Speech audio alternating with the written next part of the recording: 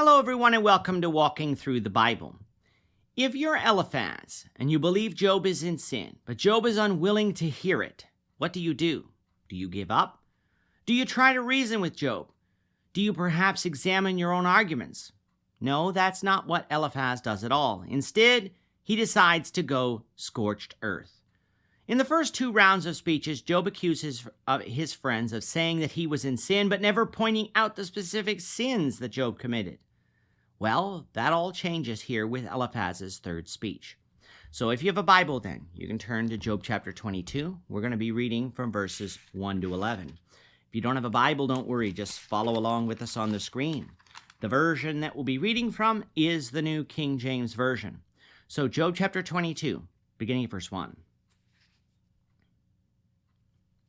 Then Eliphaz the Temanite answered and said, Can a man be profitable to God, though he who is wise may be profitable to himself? Is it any pleasure to the Almighty that you are righteous?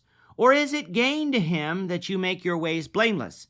Is it because of your fear of him that he corrects you and enters into judgment with you? Is not your wickedness great and your iniquity without end? For you have taken pledges from your brother for no reason, and stripped the naked of their clothing. You have not given the weary water to drink, and you have withheld bread from the hungry. But the mighty man possessed the land, and the honorable man dwelt in it. And you have sent widows away empty, and the strength of the fatherless was crushed. Therefore snares are all around you, and sudden fears trouble you, or darkness so that you cannot see, and an abundance of water covers you. This is the third round of speeches by the friends of Job.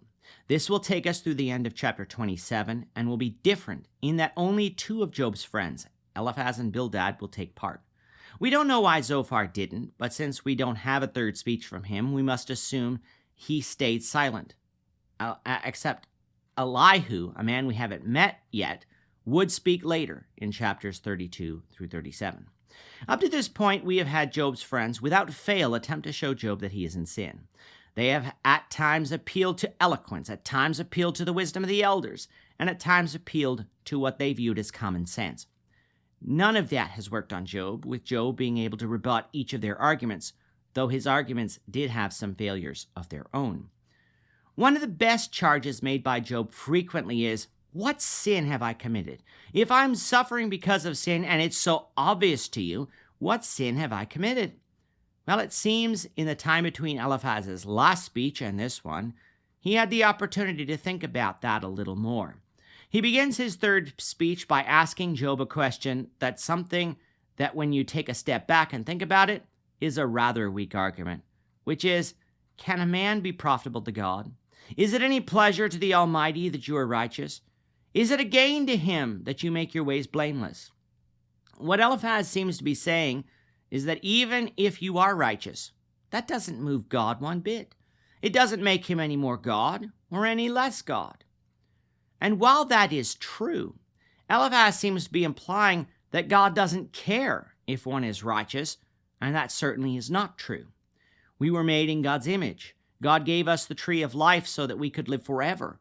Sure, God was angry when man sinned, but he still seeks to save man. When we obey God, God is pleased with us. Noah found grace in the eyes of the Lord. Enoch walked with God. Abel was righteous, and Seth called upon the name of the Lord. God was pleased with all of these people, even though it did not add anything to God's righteousness. Eliphaz then goes on to say, is it because of your fear of him that he corrects you and enters into judgment against you? To Eliphaz, it is inconceivable that God would allow the righteous to suffer. He only thinks the wicked suffer. And one of the reasons they suffer is for correction. And because Job is suffering so greatly, Job's wickedness must be severe and seemingly without end. What does he accuse Job of doing? Taking pledges of your brother for no reason. In other words, charging interest or taking collateral when giving a loan when no pledge should have been necessary. He was charged with stripping the naked of their clothing, meaning Job was taking the clothes of the poor in order to enrich himself. You have not given to those who were tired anything to drink. You have withheld bread from the hungry, sent away widows empty, and crushed the strength of the orphan. Throughout the scriptures, we have seen God give his followers instructions to help the needy and not oppress them. Christians need to be aware that that still applies to us today, something we should consider very hard so that we don't become so tight-fisted with our money. These would be grievous sins if they are true. But are they? Does Eliphaz have any proof of this? Only the fact that Job is suffering so greatly. So what we have here is what is known as a circular argument. Job, you're suffering because you're in sin. How do you know that you're in sin? Because you're suffering. Eliphaz has proven nothing, but has made terrible accusations. When we seek to correct something, this is not the model we should use at all. If someone asks us what they've done, we'd better be able to tell them and have some proof that that's what they did. This doesn't mean that we need to go out and be a detective, but we've got to have something more than because I said so.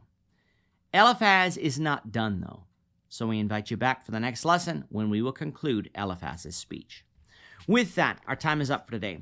The Lord willing, we hope you'll join us for tomorrow's discussion of Job chapter 22, verses 12 to 30, as we continue our walk through the Bible, one verse at a time. We thank you for watching Walking Through the Bible today. If you have any questions or comments, you can leave them below.